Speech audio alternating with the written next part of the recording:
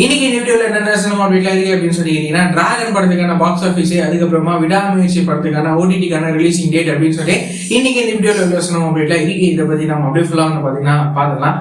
நம்ம பிரதீப் ரங்கநாதன் அண்ணாவோட நடிப்புல டிராகன் படம் இருக்குல்ல, இந்த படம் ரிலீஸ் ஆகிட்டு செம்மையா வந்து ஹிட் ஆயிருக்கு.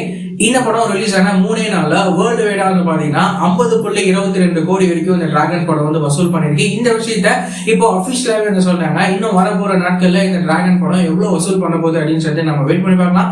இந்த படத்தை நம்ம டைரக்டர் அஸ்வந்த் மாரிமுத்து வந்து டைரக்ட் பண்ணியிருக்காரு.